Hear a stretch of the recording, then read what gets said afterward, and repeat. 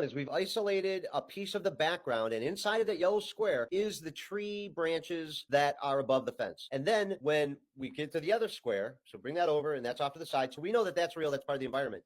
And now we've got the head that comes in with the smoke around it and the cloaking or whatever. And we've identified this same exact area that we identified before, same exact area, and then bring it up and compare it side by side and pause it there. This is not part of the background. This is an artifact that this being, through its technology, some kind of a lag in its cloaking device, in that because it's cloaking with whatever background it's in where it was before. And because this film that we're looking at here is only 0.8 of a second, there must have been some lag time between that cloaking technology transferring while it moves. So this, in this square here, does not belong to the background. This belongs directly to the shadow being that is projecting it from a different location. That's my hypothesis. But clearly it's an anomaly that doesn't belong there, and there is no earthly explanation for that to happen. So we used AI software to analyze all this, and inside of that yellow square right there, that kind of a weird shape there, there are a number of pixels, and those pixels have been diminished by 66%. That's a weird number, but that's the number that we got when we did the computer software analysis. These pixels have been deleted by 2/3.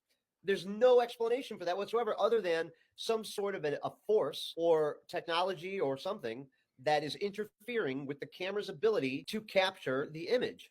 You know, we're going to get a lot of debunkers out there saying, well, how do we know that the original video doesn't have a foreign artifact in it? So my question to you, as an expert in the field of computer animation, video editing, video analysis, what have you been able to determine with regard to the original video and whether or not this thing that we see here, this entity? So my question to you is, how can we be so sure that the original video does not have any artifacts in it adding in these beings? The key point to notice this, it's the lighting, like I said before in a previous meeting.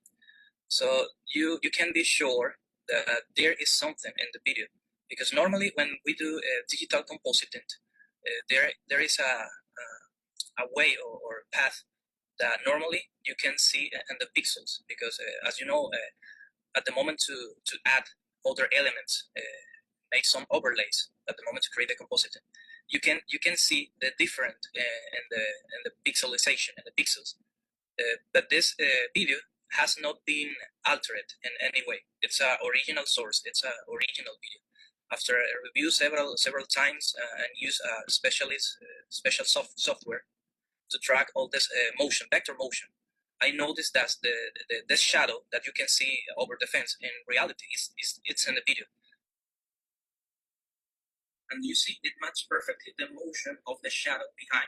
Yes, it does. See this little square here, it represents the motion of the foot, the leg. That is so convincing to me, the motion of the leg, and I keep going like this is so critical, because you can clearly see through the slots in the fence that there is a leg motion moving from the right to the left side of the screen.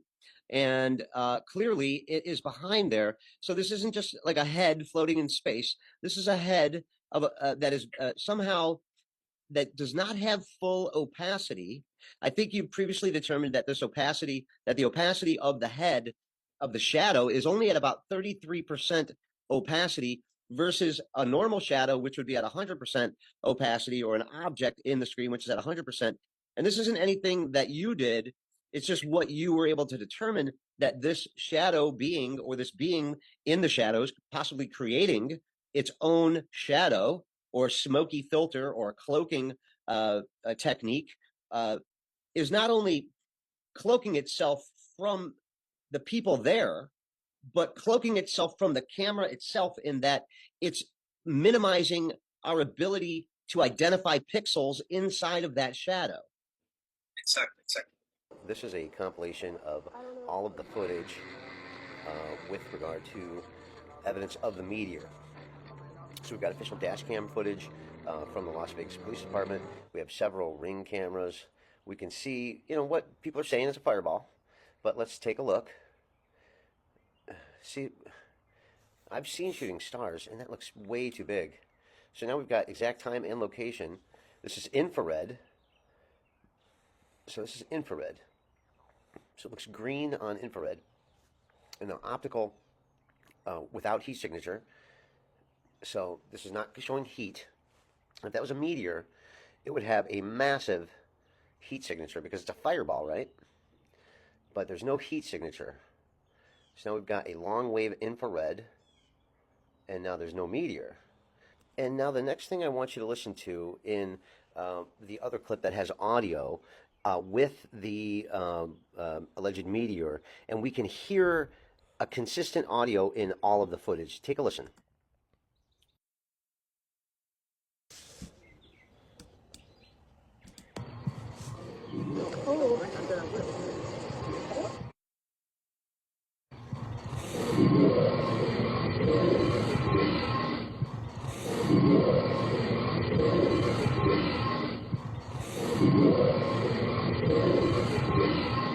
So I think we've isolated the object, we've isolated the audio. There is a sound with this thing as it comes through the air. There is no sound with the meteor, with the shooting stars. You don't hear them, okay? But if you look at the one in Las Vegas, you hear that one. Why? Now, mind you, this is 1 second exactly of footage, which has about 30 frames in it. And and this is at 50% speed. This is about 45% speed.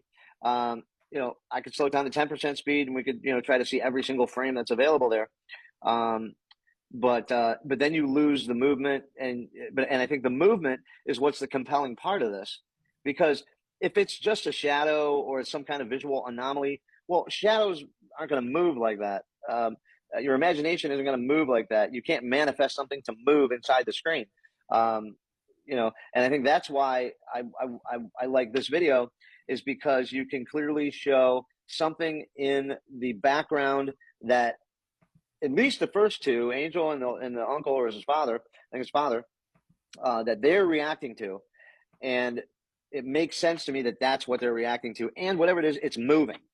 Well, to me, I applied the same principles that I would apply to any kind of a homicide investigation, right? Yes. And you have to look at the totality of the evidence. And you're going to have debunkers that'll be like, well, but the shadow, it could be this, that, or the other. No, it cannot.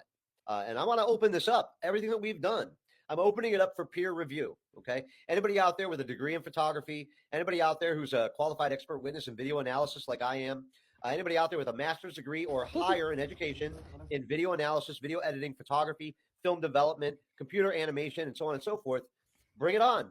Look at what I've put on my YouTube channel. Look at what Jim and I are going to talk about today.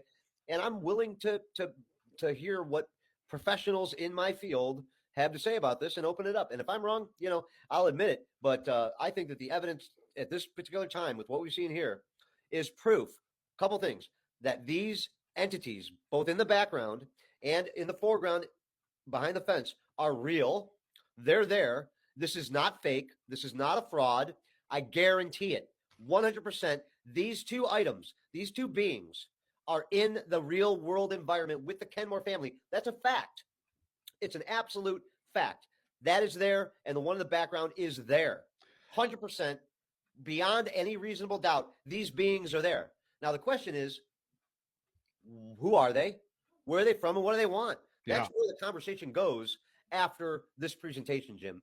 The reality is confirmed. They're there. These people have experienced an extraterrestrial reality, interdimensional, whatever term you want to put on it. But these are non-human intelligent beings that are there in the real world. It's there. This is proof.